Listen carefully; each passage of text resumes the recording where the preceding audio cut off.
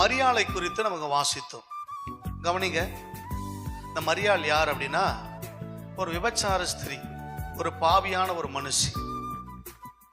இந்த விபச்சார ஸ்திரீக்குள்ள, இந்த பாவியான மனுஷிக்குள்ள தேவ சித்தம் நிறைவேறினது. அவர் சொல்றாரு, இவள் என்னை அடக்கம் பண்ணுவதற்காக முந்தி கொண்டால்.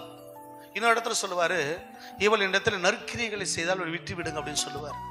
ஏசப்போடைய பிறப்பிலிருந்து அவருடைய உயிர்த்தெழுதல் வரைக்கும் யார் யாரு என்னென்ன செய்யணும் என்பதை குறித்து ஆண்டவர் திட்டமாய் முன்குறித்திருந்தார்.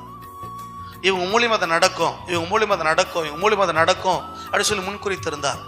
இதுல ஒரு பாற்று யாருக்கு அப்படின்னு சொன்னா, அத தேவ சித்தத்துல ஒரு பாற்று யாருக்கு என்று சொன்னால் இந்த மரியாளுக்கு. கவனிங்க, இவன் நல்லவளா, இவ பரிசுத்தம் உள்ளவளா, இவ நீதி நியாயத்தை செய்கிறவளா? இல்ல, இவ ஒரு பாவியான ஒரு மனுஷி. பாவம் செய்வதுதான் அவருடைய தொழில், பாவம் செய்துதான் குடும்பத்தை நடத்துகிறாள். ஒரு விபச்சார ஸ்திரீ. இவளுக்குள்ளிருந்து தேவ சித்தம் நிறைவேறுமானால், இவளை கொண்டு தேவன் சித்தத்தை, அவருடைய சித்தத்தை நிறைவேற்றுவாரானால், நீங்க உட்கார்ந்து கொண்டிருக்கிற உங்கள் மூலியமாய், என் மூலியமாய் தேவன் அவருடைய சித்தத்தை நிறைவேற்ற மாட்டாரோ? அவளுக்குள்ள ஒரு சித்தத்தை தேவன் வச்சிருந்தார்னா உனக்குள்ள தேவ சித்தம் இருக்காதோ? என்னைக்காவது ஒரு நாள் நீ ஆண்டவர்கிட்ட கேட்டிருக்கிறியா, உங்க சித்தம் என்ன?